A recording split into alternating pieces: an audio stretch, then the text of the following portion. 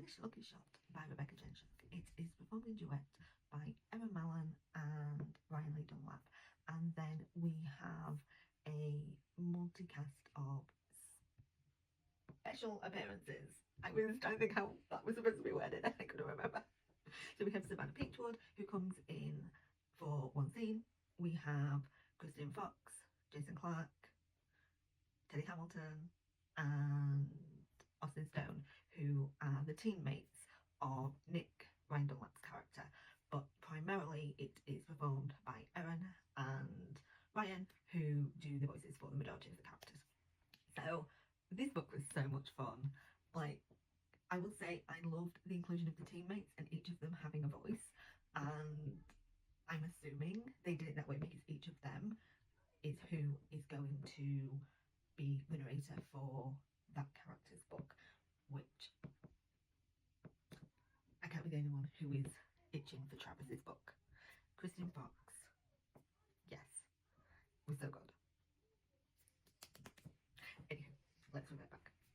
So we have Ruby, who is an author, and we meet her. She is having a meeting with a publisher and her agent, and she thinks she's going in to discuss one of her sort of like paranormal books, and she is kind of blindsided with a sports romance that she didn't know had been submitted, and she's like giving her agent the eye, like, what do you mean you've done this old book of mine, which is a baseball book, that they want to turn into a hockey book? I know nothing about hockey. And they're like, don't worry about the small stuff. Here's a huge advance.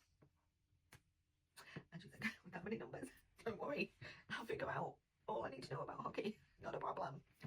And so they find her someone, this guy, he has a cabin she can go and stay in Montana, and he knows a hockey guy. He's going to hook her up and he's going to answer all her hockey questions. Except she gets there and all is not as it appears.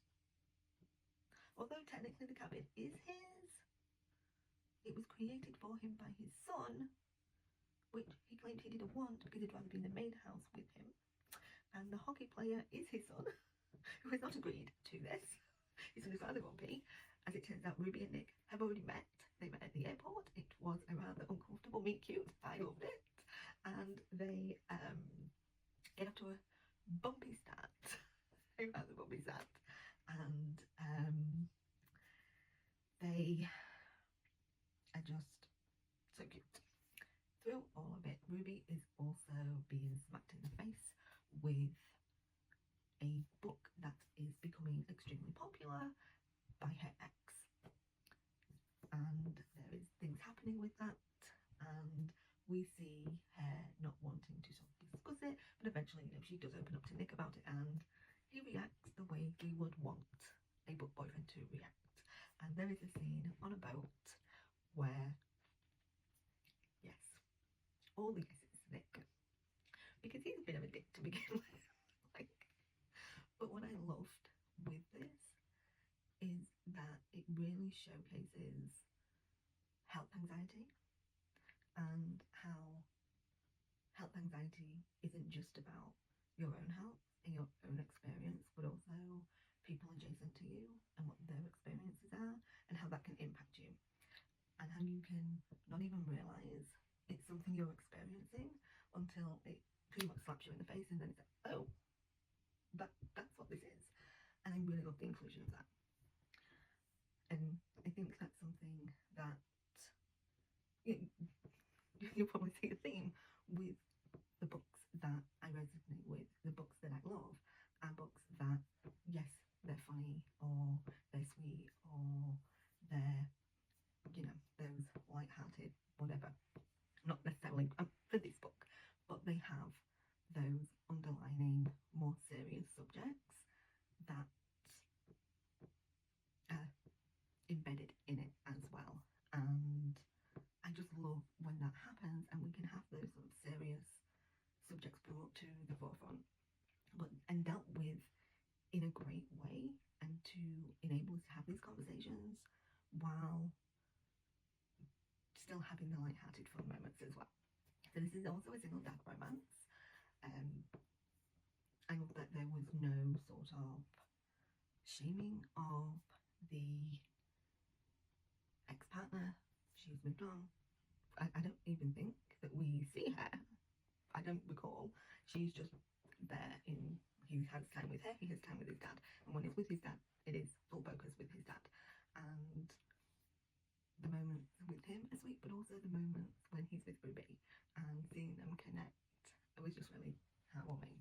And it was one of those books that was just really lovely. I loved all the sort of lessons for the hockey, and I think people that don't know much about the sport might actually enjoy it because they might learn a little bit about the sport and have an appreciation for it.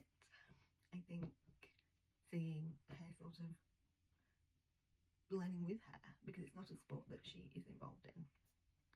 I don't know, we see a little bit of like the book world as well, which I think is always fun to have that sort of thing. Performance wise was fantastic. I mean, Erin Mallon is, for me, her sweet spot is light-hearted, comedic with heart that also has the sensitivities and vulnerabilities that shows that sort of balance. And I mean, her comedic timing is chef's kiss, and she just nailed it with this book. Absolutely fantastic. And pairing that with Dunlap, I need more of those two together because they sounded fantastic. Ryan was great as Nick, as like this grumpy. Just go back to Erin for one more minute. Erin and Sunshine, all day, every day. Like, there was no acting involved. That is Erin's personality. Like, if you've ever met her, ever had a conversation with her, it's that she's born to play the Sunshine role. So, perfection to me. But Ryan Dunlap as Grumpy Nick, this hockey player, he sounded so good. And I loved the way he conveyed both the softening of him when he started falling for her, when we started to sort of see that there was more to him than just this grumpy guy, that he had these anxieties, and I just thought his performance of that was fantastic and definitely need more. And then obviously we had all of the special appearances. Savannah Peachwood, I will always accept a special appearance from Savannah all day, every day. Although I will say, when I heard she was in it, the way it was sort of described as a full cast, I honestly thought she was going to be in it more than the one scene. So that really was my only sort of negativity around it, was that it was a heck of a scene and she was fantastic. The hockey guys, like I say, Christian Fox was hilarious as Travis, and I cannot wait for Travis's book. I think we sleep on Christian Fox as the funny guy. We don't get a lot of him in that sort of role. He's more the, alphier, is that even a word? Grumpier, type of dude. He's funny and he has good comedic timing. Like, we got to do more. Jason Clarke, and I want to say he was Penn. Grumpy, he was fantastic. And I'm not going to remember who everybody else was, but Teddy Hamilton, Austin Stone were just so good. All of them were so good in the way.